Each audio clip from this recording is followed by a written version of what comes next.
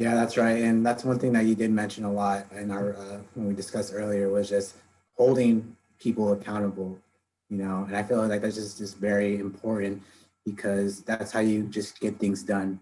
You don't want to just have it be one time and then just not come back to it. You want to keep on checking in, just making sure that the things you want are happening. And when administration tell you that something's not possible, it's not always because they don't want to do it. And I Mhm. know, my years of working in higher ed, the nose is they're the people. I'm now as an administrator, I know I'm on the other side now, and I'm considered an administrator. But every no is not because we don't want to do it. Can ask for some specifics. Can you explain why this is not possible? What other Mhm. options are out there? A lot of times people ask. I remember at my previous institution, IUPUI, they wanted to have a LGBTQ center, and there was no space. Somebody had to give up something to provide the space for the LGBTQ center, and there was an office who was willing to do it, but for years there was no space, and so they just told the students no. And eventually, with the new chancellor who's there now, he came in right when I came in. He was like, "We don't have space, but we're going to work to find ways to get space." And there was space created and made, and the center is still there right beside the Multicultural Center. And so that's the only identity affiliated group outside of the Multicultural Center, and they're right beside each other for the purpose of reminding people of the intersectionality of our students.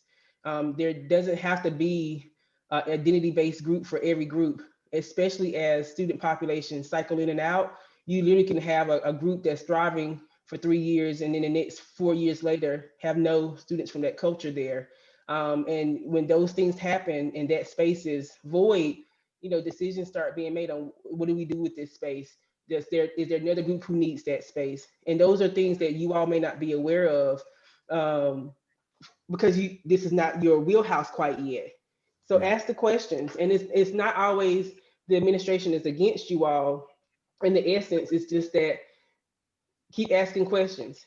One of the things I challenge my munchkin on is he can always ask me why, always. And that's part of being trained through motivational interviewing. But I tell him to ask me open-ended questions. So, mommy, can you tell me why this? So I'm not giving him a yes or no. And so I encourage students to not ask closed-ended questions, but to ask open-ended questions and to come to the table with suggestions, and to not take it personally if we have to say no. Sometimes there's just circumstances that prevent us from doing it. Um, and I've been there, it's hard being an administrator, because now I'm just like, I get it when I have to tell a student no. And I try my best to explain, and sometimes it works and sometimes it doesn't, and I'm like, but I'm one of the good ones. And still they can get mad at me, and I'm like, somebody call somebody to tell them I'm one of the good ones. But I can try my best and it still not be good enough. So that's the reality of doing this work. And I appreciate you saying that, because I know for one, like me being here and just having transitioned through, honestly, I had so many changes and stages being here at Central. I have definitely that's been like, administration, come on, like get it together. Like we know that we can get this. Like one of our biggest fights when I was a part of the orgs was getting that multicultural ed center, or having that the Latinx minor, and then it transitioned into, because we once had a center for it, and then, or they were trying to get a center for it and then they didn't, and it was just a whole different thing, and we've been fighting it and just trying to make sure that we get what we need as students. I have been one to definitely put blame, but not try to ask those open-ended questions. So I really appreciate you saying that, because I know that a lot of, at least for me, learning and being a professional, I'm going to have to ask those questions in order to get answers, try to formulate some type of new understanding behind it, not just be like, they're against me. They're not trying to help me win.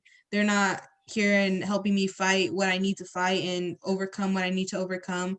But now that I understand, I'm able to ask those questions. And hopefully for the Wildcats that are listening, you continue asking those questions, because this podcast hopefully is going to be up until forever, and y'all can continue learning from the lessons that we're currently learning from, you know? Absolutely. Mm-hmm. Yeah. Absolutely. What's that? And so going back to the topic of mental health, you said earlier, there is a stigma, and I agree with you, because for me, growing up in both Mexican and Pacific Islander heritage, is mental health was just something that wasn't really like discussed or just openly talked about. And I noticed that even though coming to Central or just like any university, it's starting to trending more where it's more of an open conversation rather than people or something someone's ashamed of. And, you know, and the reason why having diverse faculty and staff is that way when those professionals are in a meeting and we're talking about services and programs, we can say, because I've experienced it myself, we should think about providing this type of program and service because in my community, this is the norm. And when that doesn't happen, it is imperative for my Caucasian colleagues to do the work, to be mindful and culturally competent, to ensure that we are still centering our students of color so that their experiences can be embraced while they're here. So you don't have to be Black to understand that Black Lives Matter is impactful for me. And I'm not going to walk that back by any means. Just like also when we were ordering furniture for the counseling center because they needed new furniture, they hadn't got it in over a decade and extra from that. The furniture that we initially was going with maxed out at 250 pounds. We got Wildcats that weigh more than that. I want to make sure that they feel like that space is for them, and when they walk in and sit down, they don't and they break the furniture, they don't feel embarrassed. I mean, every little thing we have to be mindful of. But if you don't identify from that population, it's easy for you to overlook it. That's why many of us have to be mindful of our own biases that we bring to day in and day out. And so because I am Black, a wife, a mom, plus size, I'm very conscious of those things. But what about the identities I'm not conscious of? And having diverse faculty and staff, you keep those populations always in the queue in conversation because those people are at the table. That's why it's so important when it comes to mental health and wellness and other health and wellness topics is to have diverse staff and practitioners because they know those communities, not only from research and best and informed practices, but from own personal lived experiences. And so I know what it meant. I know what it means when I hear people say, you're not praying enough. You didn't pray well enough to get that depression spirit off of you, because I heard it for all of my life. Those who are in very faith-based and have a very faith-based belief, a lot of them don't believe in depression and anxiety. They believe it is a spirit, or you're not strong enough, or you're not living a strong enough faith walk. And I can say, as my twin is a therapist, you can have Jesus and a therapist. Both can coexist.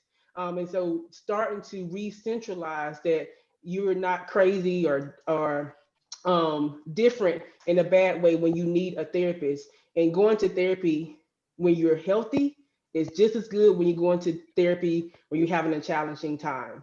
And I don't tell you all to do anything that I don't do, because this morning at 7 o'clock, I had my therapy session. I ask you all to do the same things that I do for my own health and well-being. And that's why I'm able to manage a lot of the stresses that I do day to day, because I do my own work and eat carbs and Reese's peanut butter cups. Just kind of based off of what you're talking about right now, I know that we also mentioned about like root work and working with oneself and connecting with oneself. Can you elaborate a little bit about what you do? Because I remember the conversation that we were having earlier. It was just inspiring me, and I think it would serve really well to inform other Wildcats of how they can connect with themselves if that's an option that they want to look into. Absolutely. The first time I heard about root work was through one of the therapists I started seeing in grad school. And she was Christian and also did what they call secular counseling, so traditional counseling. And she talked about being able to coexist within both realms, that I could believe in God, therapy, and the ancestors. And guess what? She was a white woman. She wasn't a woman of color, who taught me to be mindful of all of the things that make me who I am at that moment and to this day. And so that was the first time I started to learn how to really embrace all of Shawnté. And we started doing the root work. Why do I respond to certain things the way I do? And so, for instance, as a first generation student, I was me and my twin was latchkey kids. Once we kind of outgrew the girls and boys club. And so it is very triggering for me when I see kids walking home by themselves, because I know what it felt like. It was a scary moment sometimes to be walking home and you think a car is following you. And that anxiety comes up and I'm like, why is my heart beating fast? Why do I want to follow the little kid home? I don't want them to think I'm following them, but I remember that feeling myself. That's getting to the root. Why do I respond to those who are loud and yelling? Because unfortunately, I heard a lot of people yelling in my household growing up. And so I respond to that type of stressor by shutting down. So when I shut down, why do I start shutting down? Let's get to the root of why I started doing those things. And a lot of times people don't understand that there's always a cause to the behavior. So I mentioned my 2-year-old who has no fear. He will literally stand on this table and jump off and be like, peace out. Like Stephen is like no fear. But what happens when kids start to fear and to no longer embrace life without barriers? Something caused that to shift.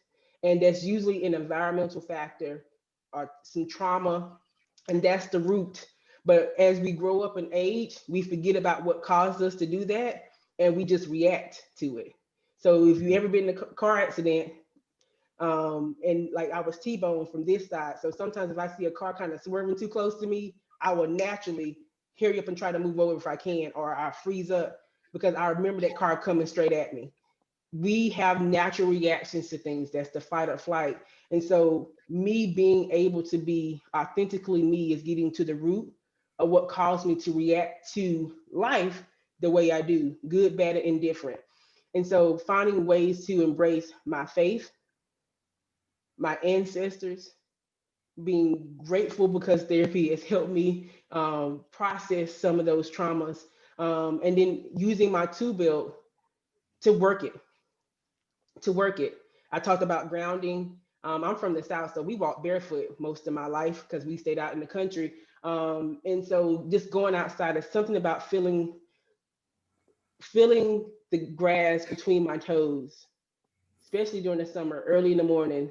Um, it takes me back to a very nostalgic moment of sitting out there with my cousins, eating watermelon, cutting up the bike, sitting out there. We about to go ride the bike for about 2 hours. Those are good memories. And so when we start to connect those good things or to recenter our energy back to Mother Earth, just grounding can be good for that. And people do it at the beach. That's why people walk barefoot on the beach. Any type of element can be beneficial. Water. I used to do water aerobics all the time when I was in Greenville. And so different types of elements can help recenter our energy. And so you can believe in all the above and thrive. You don't have to pick and choose. And then there's days that I just pray. I open my devotional. I look at the day's date for the 365 devotional and I read my word. And I may sing a gospel song or a hymn, all those things. And sometimes I'm like, all right, ancestors, give me something. Because they've already labored for me. They've already crossed that middle passage and some didn't make it over. So everything they've done up until now has been for me and those who look like me to not have to endure some of the same things. So yes, I can call on my ancestors to give me some peace, to give me some hedgeway on what to do, because they didn't die in vain. I'm here as a representation of what they fought for. So I'm very mindful of all those pieces that make me who I am. And I do all those things in tandem so I can find ways to, I won't say be balanced, but to definitely to thrive, which means to not sink. That it means to grow. And the biggest thing I remember when I started doing this wellness work early on is my granny talked about the tree by the water.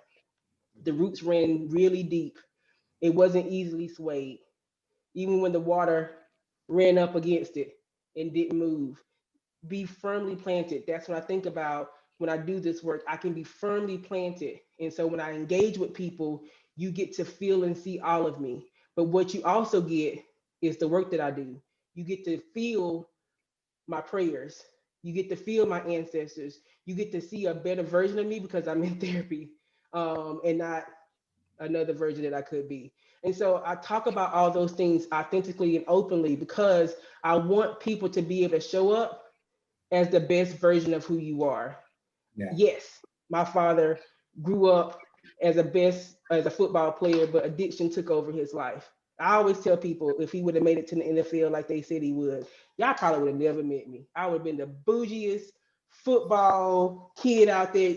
Man, my husband says all the time he would have never met me. But that's not what happened. Drugs found him and it took over his life. And so addiction became his story.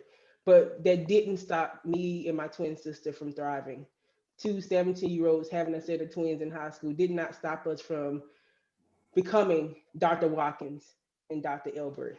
So I tell you all this because the trauma in the beginning is not the end. Yeah, thank you for sharing. And you know, it's something, it's like, it's naive to think that everything's gonna go perfect, enjoy every time. And like when you talked about this, even having this love-hate relationship to even what even at Central, our time as students at Central, what do you mean by that, love and hate?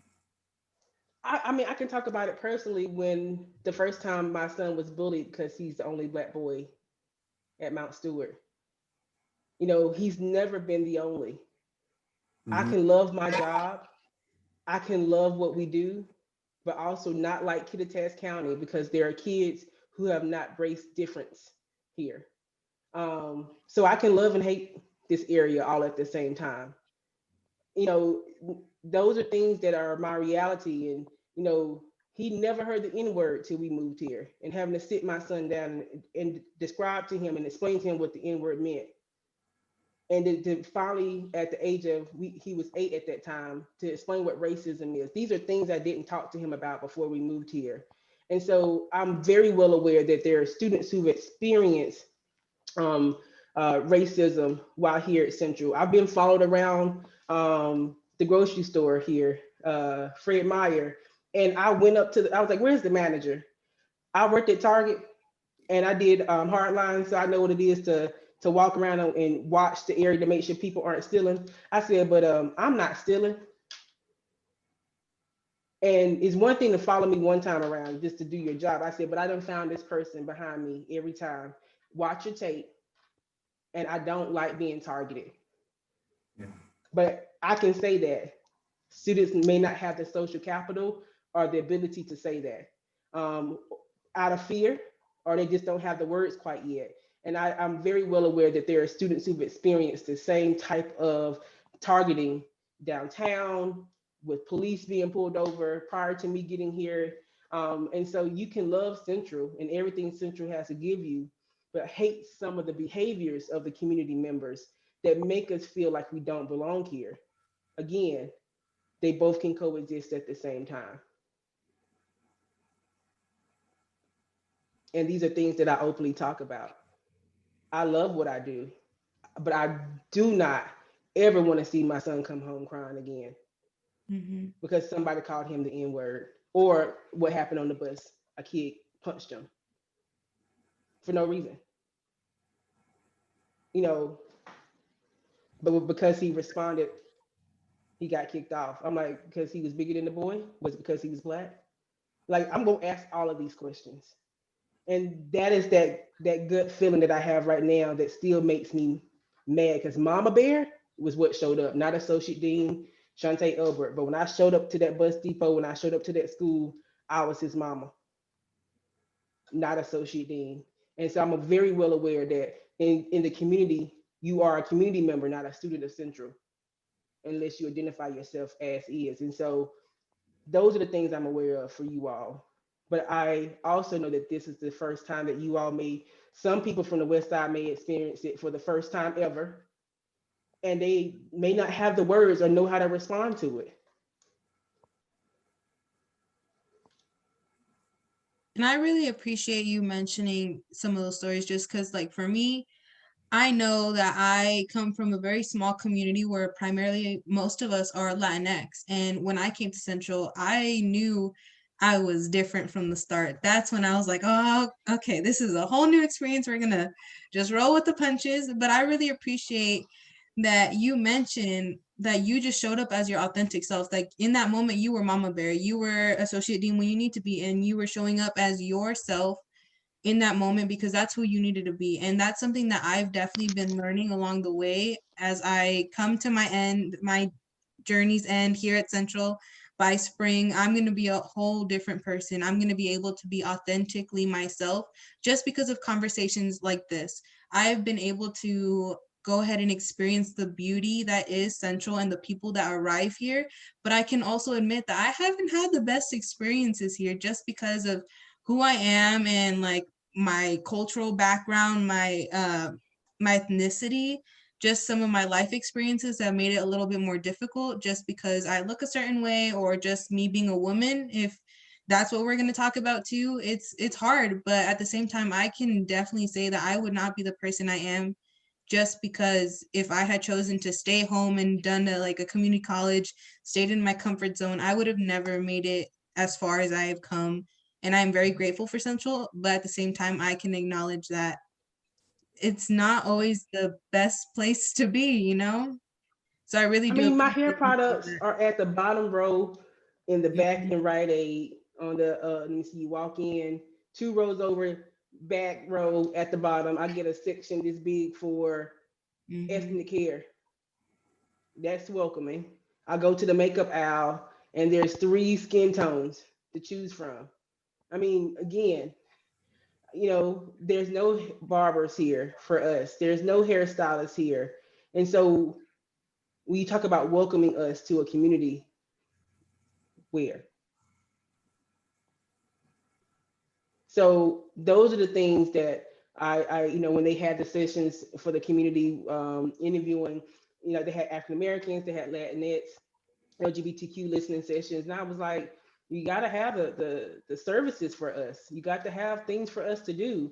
I said, but I don't want to walk in the store and have 10 products to choose from for my kinky curly 4C hair, or none at all, or have to drive 2 hours across the pass to go get my hair braided. I mean, nobody wants to do that. I used to get my hair done every 2 weeks. Yes, I did. I got my hair done since I've been here. We moved here December 2018. I got it done one time, and I went home this summer and got it done. Talk about it hits you when you don't have access to basic amenities that make you feel good as a person. Mhm. It's also an opportunity to create community because I know that there's certain people out here that just be making a business for themselves because of the relationships that they build. And I think honestly, as unfortunate as it is to only have that specific section in Fred Meyer's or Rite Aid, there's also the beauty where you have this new community where you Yeah, can build and kind of like forge new relationships just because, we don't have that. It's more or less like shifting the perspective of I am alone and I don't have this. It's we don't have this, but we're gonna make do with what we got and we're gonna be in this together. And I think again that falls under the love-hate relationship yeah, with we're stronger communities together. like this. Yeah. Hmm. And we can order online from, businesses of color, which I did Mhm. for Black Friday. My hair came from a Black-owned company. My makeup that will get here this weekend from a Black-owned company. I mean, so hey, I can still find ways to thrive, even though it's not Mhm. local. And you mentioned thriving a lot. Something that I actually wanted to ask you is like, based on your experiences and like based on like what you've been able to accomplish here, how do you feel like you being your authentic self has allowed you to show up within Central like itself, like within, because I know we mentioned about kind of like playing a game or just like trying to make sure that all these people know exactly why you're here and you're serving your students. Can you elaborate a little bit like on that? I think the biggest thing, me being able to come here and do what I love, and I know what I was put here to do by my higher power, is that the things I've been able to accomplish in such a short time, and the students know that those who've had a chance to sit down with me or engage with me any form of format, they know I'm here for you all. You are the primary reason why I do what I do, because my undergrad experience was such impactful moment. You know, I took on this field because I was a peer educator, which we have here on campus in the Wellness Center. And it was being a peer educator that created this trajectory to me being where I'm at today. So I'm forever grateful for those, what we call co-curricular experiences outside the classroom that really showcase how to apply what you're learning in the classroom. So being a peer educator, I learned how to apply the health education and promotion theories and methods and frameworks I learned in class right there on campus as a peer educator. And so coming here, it's been great because I've been able to showcase to our public health students that this is a field that you can go in and thrive in and make a career of, because people often forget that, hey, you can work in college health. For those of people of faith, they have really welcomed and enjoyed me living out my faith walk out loud. I openly talk about my faith in God, and I talked about it when I interview and what grounds me in who I am and what guides me. And I said I've never taken a job if I didn't believe that that's where God wanted me and my family.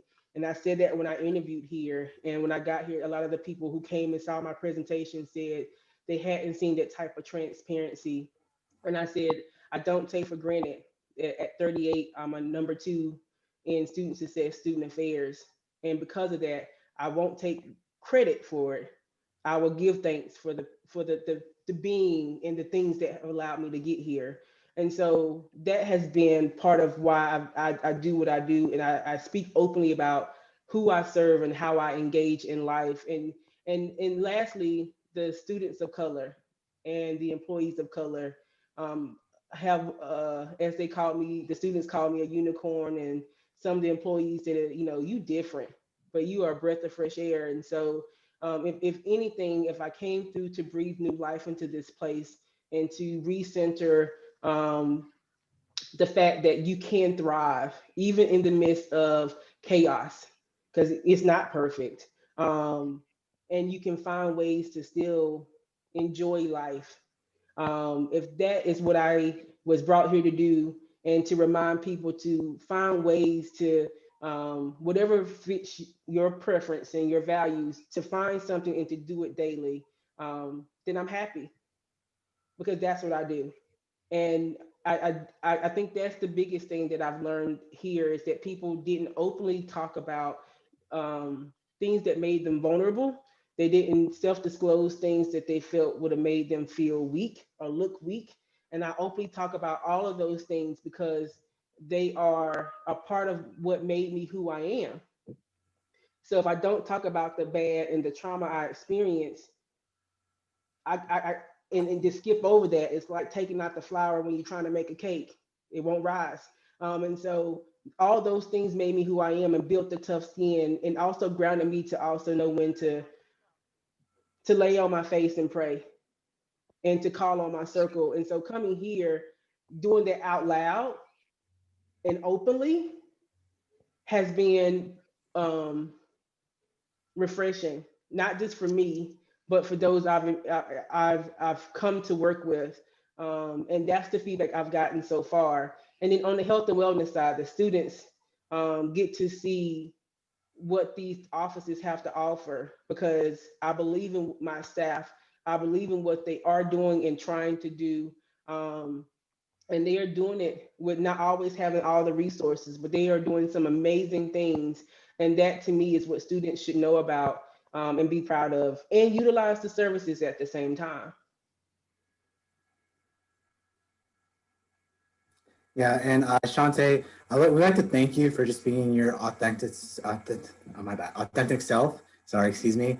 And also just sharing your experiences of what you have to deal with as a Black woman for us who don't have to live through those experiences. And also to the Wildcats out there that do deal with those, but don't really have the experience or know what to say. So we just really appreciate you and all that you shared today. And before we wrap up, I know that you mentioned that the Health and Wellness Center is going to be offering a new service for students in winter quarter. Would you like to give like a quick little promo to what's coming for Wildcats in winter? Yes, I am. It actually it's already launched, but we haven't had the big, hoopla, press releases and all that stuff. And so 2 weeks ago, we just launched what we're calling Wildcat Care 365.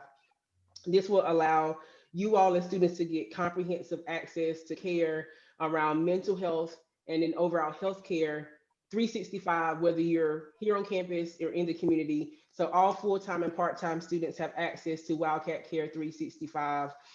For those who participated in the campus.health in the spring and summer, this is the elevated version. So you get access to a couple of things.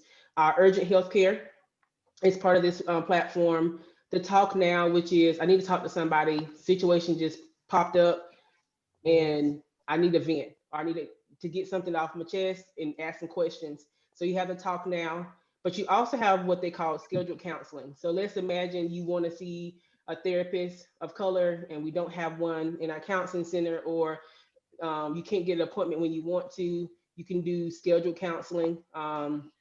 That's an option. You get 12 appointments for the year. And then the last thing that they'll be offering is our health coaching. And so they have dietitians and health and wellness coaches. I'm a health and wellness coach, trained and certified, and so is Marissa, by the way. And so they'll offer health and wellness coaching. And so this is all available through an app. It's the website information has been added to Student Health, but if you go to Twitter, Instagram, Facebook, I've been pushing it out the past couple of weeks. By the time the students listen to this, it should be everywhere. But right now, I know the DEC just tweeted it out earlier this week. I just tweeted it out. Central just tweeted it out, and it's on Instagram. And it's just a really great service that we're trying to make sure that students have access to whenever they need it, whenever we're closed, when they're not here on campus or they're traveling with a friend.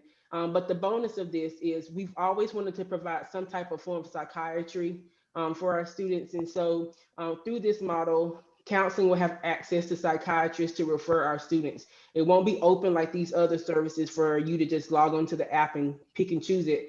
But through a referral process through the counseling center, if our students need access to a psychiatrist, we will finally be able to refer them because we have this new Wildcat Care 365. And for those who don't know, we don't have a psychiatrist in our county. And so this has been my one of my big babies, as I call it, since I've been here. I started this last year pre-COVID because I thought this was something that would be beneficial for our students, but COVID only elevated it. And thank you to our cabinet members and my supervisor who believed in me and read the memo and approved the request to do this for our students. And so Wildcat Care 365 is the website. It's www.wildcatcare365.com, or you can go to the Timely MD app and download the app and type in CW. You'll use your central email to log in and to get access to it. I always say try it out. If we could try it out, I would. But I'm so excited to offer this to you all because I know you want more diversity in our clinicians and our dietitians, and right now we can't do that, but this allows us to give you access to even more diversity, and you get to choose when you want to versus when we're open from 8 to 5.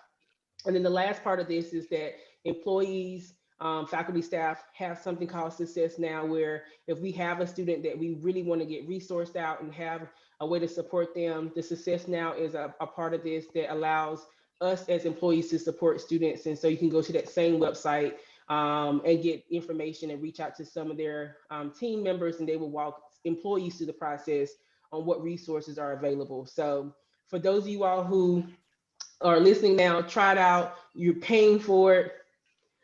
Trust me, as someone who's paying for health insurance, you won't get this type of service once you graduate and no longer have access to this type of very cost benefit of comprehensive health and wellness services. I'm definitely gonna make sure that I check it out before I graduate in spring. So you already have me on board. So thank you so much, Dr. Shawnté. We really do appreciate you coming on here and sharing your story, sharing your experience, and just sharing your knowledge and wisdom. I, for one, am very thankful for you, and we appreciate you. I thank you all for the opportunity, and I'll leave you all with one of my favorite quotes from a woman CEO that I met in Charlotte. She said, "I'm here because I learned one thing: to inhale faith and to exhale fear." And if that's what you all can learn to do, is to exhale the fear, embrace your faith in yourself and in the things that you can bring to the table. There's nothing that you all can accomplish if you do the work. Appreciate that. All right. And to our Wildcats out there, thank you so much for joining us today. If you enjoyed today's episode and you want to hear more, you can listen to the podcast on Spotify, Apple, and Google Podcasts, or YouTube at Word to the Wildcat. And if you're interested in any other amazing programs that the CLC has to offer, check out our website at cwu.presence.io and follow our social media pages. Also, let us know how we're doing. You can receive credit towards the Wildcat Leadership Academy by simply listening and doing a quick assessment of this episode. And you can learn more about that at the CLC website that Aurelie mentioned. And with that being said, Wildcats, join us again next time. I'm Tommy. And I'm Areli, and this has been Word to the Wildcat.